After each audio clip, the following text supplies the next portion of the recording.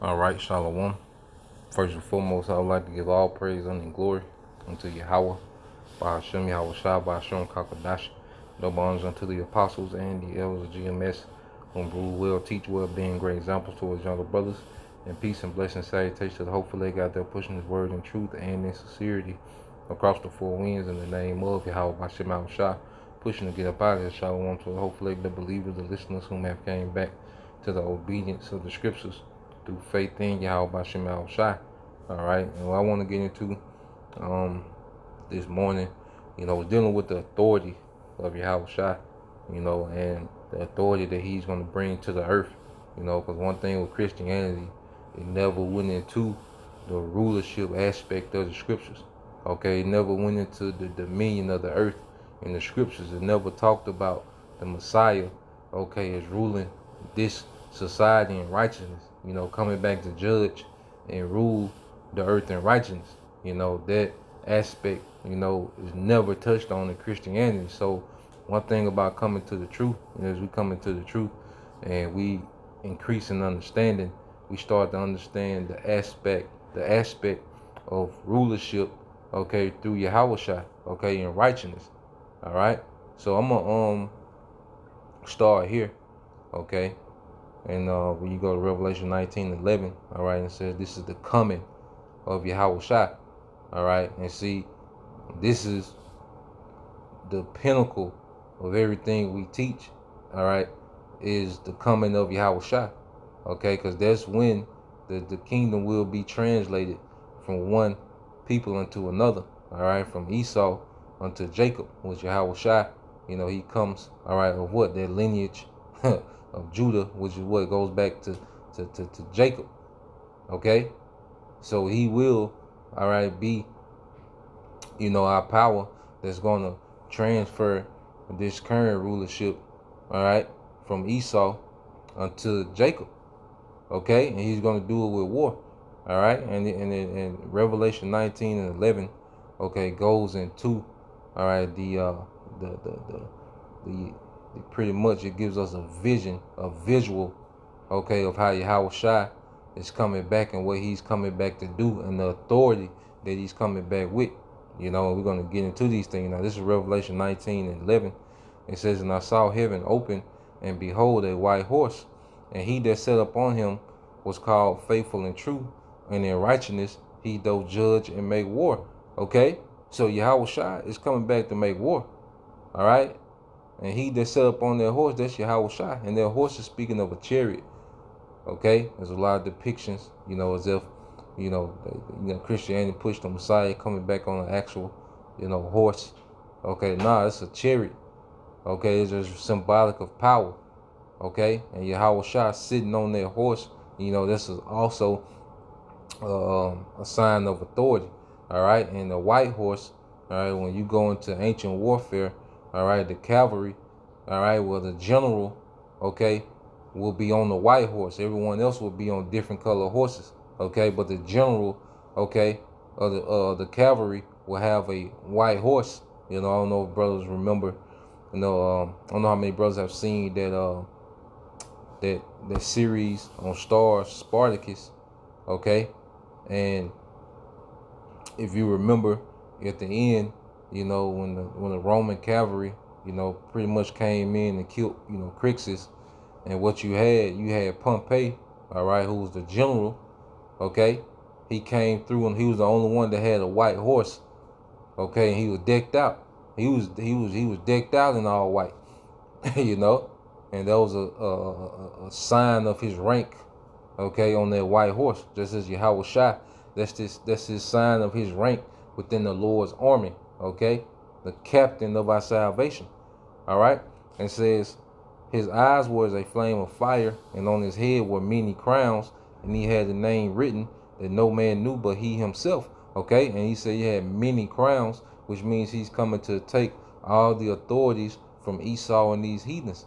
Okay, he's coming to take and consume these rulerships. All right, that's why you get Revelation 11. Okay, let's get this in Revelation, the 11th chapter. Okay, because this is going to happen during World War III. Okay, when this scene is going to take place in the earth. All right, this is Revelation 11 and 14. It says the second woe was past, and behold, the third woe cometh quickly. So the third woe is the third world's war. The second world's war has passed. Okay, and the third war cometh quickly. And this is what we're seeing the build up to in the earth.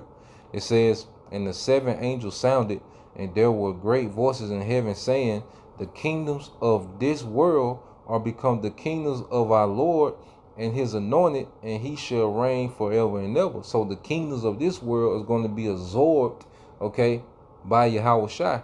He's going to absorb all the rulerships in the earth unto himself, okay, and he's going to distribute it out to who?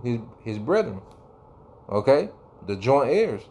You see, but Yahawashi is coming back to inherit everything because it was given of him of the Father. Matter of fact, let's go back, because Yahawashi is just coming to get his inheritance, all right, that was given to him of the Father. Okay, this is second Psalm. It's like this is Psalm chapter 2, verse 8. Well, start at 7. It says, I will declare the decree. The Lord Yahweh have said unto me, thou art my son, this day have I begotten thee. Ask of me, and I shall give thee the heathen for thine inheritance, and the uttermost parts of the earth for thy possession. Okay, so Yahawashi is coming back to get the inheritance that his father, had given him from the beginning. And when Yahawashi finished what he did on the cross, that's why he said it is finished. Okay, and when he was taken back to the spiritual realm, he was given, okay, everything. He had completed what he needed to complete to receive this inheritance, man. Verse 9 says, thou shalt break them with a rod of iron, thou shalt dash them in pieces like a potter's vessel. And this is the heathen, okay, which is going to be a rigorous rulership under Yahawashi that 1,000 years, man, okay, to establish and instill righteousness in the earth. Okay, and that's why after that 1,000 years, Esau, all right, is going to be done away with. Okay, so now let's go here. Let's go back to Revelation 19.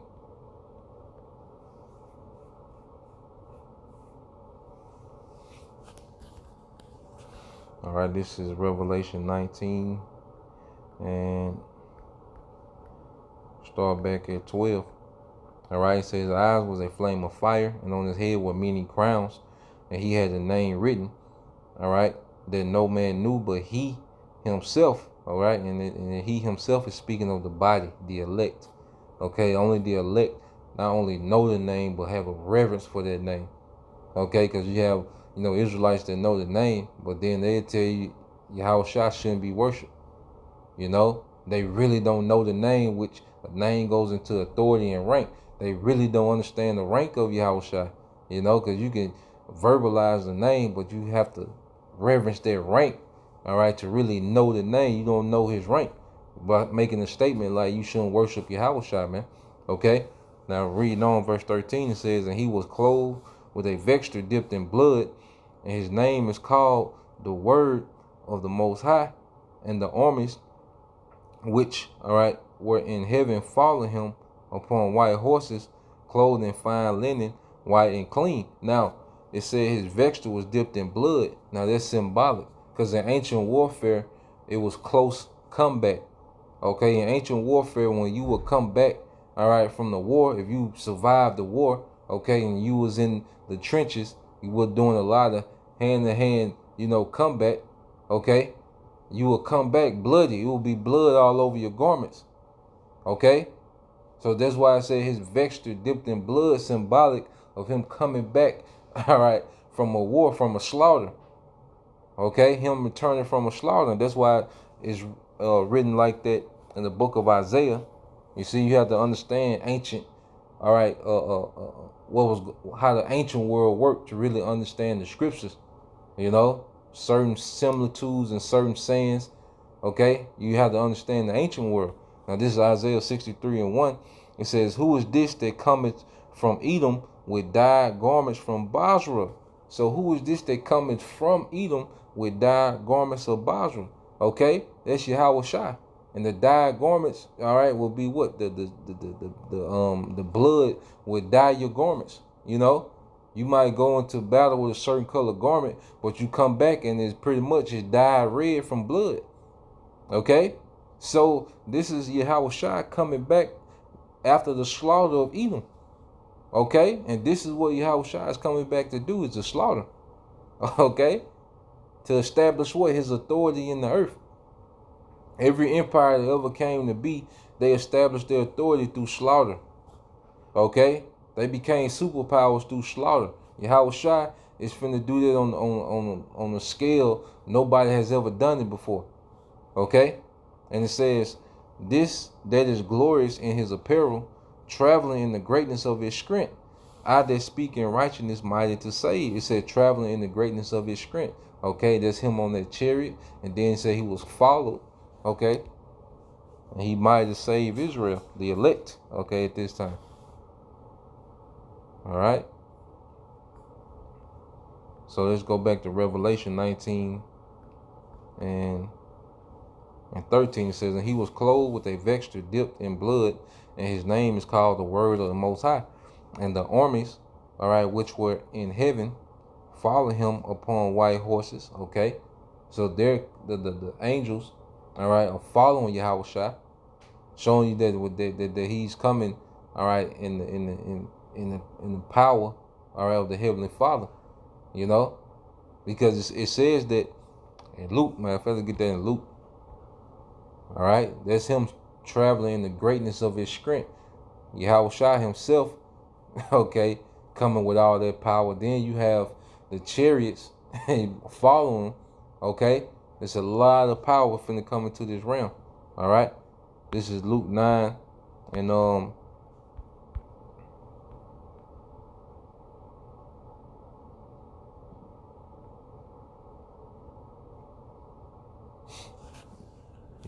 Yep, this is Luke 9 and 26. It said, for whosoever shall be ashamed of me and of my words, of him shall the Son of Man be ashamed when he shall come in his own glory and in his Father's and of the holy angels. Okay, so Yahawashi say he's coming in his own glory and in his Father's and of the holy angels. Okay, so he's gonna come to this realm with a lot of power, man. You know, all power was given unto Yahawashi from the Father. Okay, then you have those angels, which scriptures say what the angels excel in strength. Okay, so that's Yahawashi traveling in the greatness of his strength. You see, so let's go back to Revelation 19. All right, and it says, and out of his mouth go up a sharp sword, that with it shall smite the nations, and he shall rule them, all right, with a rod of iron. See that? So letting you know he's coming to get that inheritance promised to him in the book of Psalms, the 2nd chapter. Okay? And treadeth the winepress of the fierceness of the fierceness and wrath of the almighty power. Yeah, because you gotta understand, the Lord is pissed. The Heavenly Father, Yahweh, is pissed at this current society. Okay? And that's why he's sending Yahawashi back with all this power to judge. Okay? Yahawashi is going to be an extension of the Lord's wrath. That's going to be the purest form of the Lord's wrath in the earth. Okay? Because the nukes and the chariots, all right, that's going to be one event. But then you're going to have Yahawashi ruling with a rod of iron. That's the Lord's anger in the earth. Just like with us. We went into captivity, but that was hundreds of years of the Lord's anger just dwelling on us, man. So the Lord's anger is finna dwell on these heathens. His wrath is finna dwell on these heathens, man, for this 1,000-year period. Okay? Until righteousness is instilled in the earth. You know, and Esau say he will be exterminated. All right? So let's go here, and this is the main thing I want to get into, because I got a little excerpt to read to go with it. Now this is Revelation 19 and 6. And it says, and he hath on his vesture, okay, and on his thigh a name written. Oh, okay. King of Kings and Lord of Lords. Now, what does this mean? You gotta understand ancient customs. Okay? He said he had a name written on his thigh, which is speaking of, all right, his garment. Okay, you had all right, Jake, bugged out Jake Christian as if the Lord had a tattoo on his thigh, man. Okay, but that's the simplicity of Christianity, man. Okay, they don't understand, all right, ancient custom. Okay, so they teach with a surface level, with just a surface level, and they make they say the darnest things, but we're gonna go into that name written on his thigh. Now, you go here. Okay, this is Bible study tools. All right, and it has a little commentary on Revelation 19 and 16. It says, this name afterward expressed is said to be written on his vesture. It says, in allusion to the customs of persons of note and eminence. Okay, so someone that will have rank or status, or someone that will have eminence. Okay, which means of a high rank. All right, it says, in allusion to a custom of persons of note and eminence, having their names interwoven in their garments, and which was sometime done in letters of gold.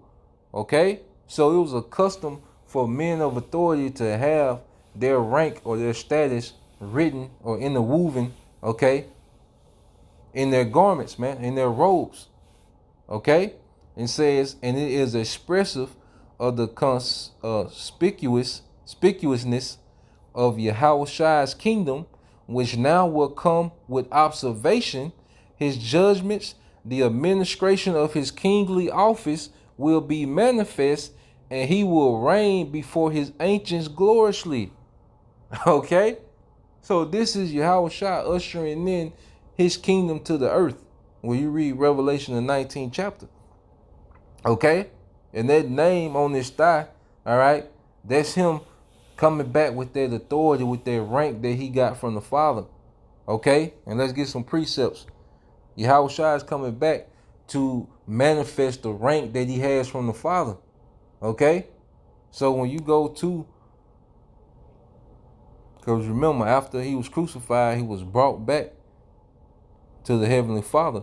He was summoned back to the spiritual realm. When the disciples seen him leave, all right, in that chariot, he was summoned back to the spiritual realm by the Father. All right, and what was given to him? This is Daniel 7 and 13, and Daniel is seeing this vision. This is Daniel 7 and 13. It says, I saw in the night vision, and beheld one like the Son of Man came with the clouds of heaven, and came to the Ancient of Days, and they brought him near before him. Okay, so Yahawashi is being summoned to the throne of his Father, and there was given him dominion and glory and a kingdom, that all people, nations, and languages should serve him. His dominion is an everlasting dominion which shall not pass away, and his kingdom that which shall not be destroyed. Okay, so he went back to the throne and received an eternal rulership. Okay, and he's going to come and establish that rulership when he comes back. But he's already been granted that by the Father. Okay, we're just waiting on his return. Okay, Yahawashi is coming back to take his inheritance in the earth. The scriptures say what? The saints shall take the kingdom. Okay, led by Yahawashi. All right, so you go from there. Let's get this in Ephesians 1. All right, this is the book of Ephesians, chapter 1. All right, in 18, it says, the eyes of your understanding being enlightened. And see, we've been enlightened with this understanding now. Okay, we had no clue the Bible entailed all these things, man. Okay, but through the spirit of YAHAWASHI, him raising his men up, okay, going back to Elder Abba Bivens, the elders that came under him, our elders today, all right, and all the men that the Lord has awakened to teach, this word and truth and sincerity, man, with no guile. Okay, we have been enlightened. The elect have been enlightened, all right, to the understanding, okay, of what's really going on, what the scriptures is really speaking of, man. It says that ye may know what is the hope of his calling, and what the riches of the glory, all right, and what the riches of the glory of his inheritance is in the saints. And what is the exceeding, exceeding greatness of his power to usward who believe, according to the working of his mighty power. So we understand the riches, of the glory of his inheritance. We understand the inheritance now, what we're finna inherit. And that's what makes us, be dead to this world, not be so caught up in this world, because we understand the inheritance, that's to come through Yahawashi. All right. Verse 20 says, which he wrote in Hamashiach, when he raised him from the dead and set him at his own right hand in the heavenly places. And that was in Daniel 17. He was brought back. Daniel's the 7th chapter, verses 13 and 14. He was brought back to the right hand. All right. It says, far above principalities and power and might and dominion and every name that is named, not only in this world, but also in that which is to come. And it says above principalities. That's over the angels. That's even over Satan. Okay. And see, Esau worships a deity, and he's trying to create, this new world order under Satan. Well, Yahawashi has authority over Satan. He has rank over Satan. And that's going to be manifest. Okay, these devils going to see Yahawashi has authority over Satan. Satan going to have to stand down. Okay, and fall back. And that's why these devils is going to be, naked out here, because they're not going to have their access to Satan. Okay, Yahawashi going to tell Satan, going to make Satan stand down, man. Okay, and it says verse 21 said, far above all principality and power and might and dominion and every name that is named, not only in this world, but also in that which is to come. And this is this time now. All right. So the rank and authority he has in the spiritual realm, he's going to manifest it in the earth. Okay. And it says, and he have put all things under his feet and gave him, to be the head over all things to the church, which is his body, going back to no man knew his name but he himself. All right. Which is, remember, the church is what? His body. Okay. We're a part of that himself. Okay. It said the fullness of him that filleth all in all. All right. So let's get this, I'll close out here. Let's get this in Philippians 2. Okay.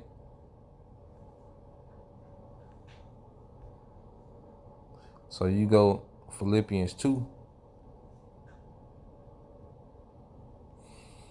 All right, this Philippians 2 and 9 said, wherefore the Most High also have exalted him and given him a name, okay, which is above every name. Now, in this context, we know this name, all right, is going into his rank as well.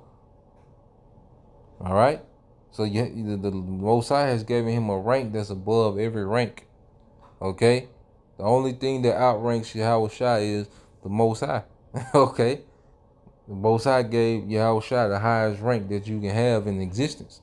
Okay. Let's see if it let me pull up. Okay. And we know that Greek word for name goes back to onoma. Okay. Onoma in the Greek. Just to get it,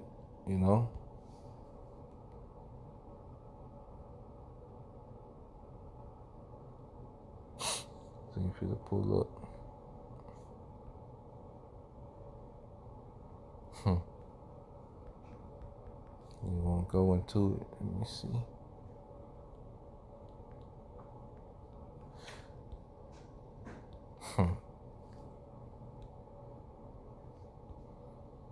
Now I won't go into it. Let me see.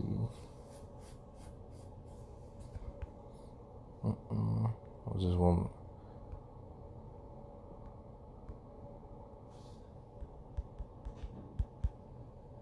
They ain't gonna tripping. All right, we're just gonna keep on.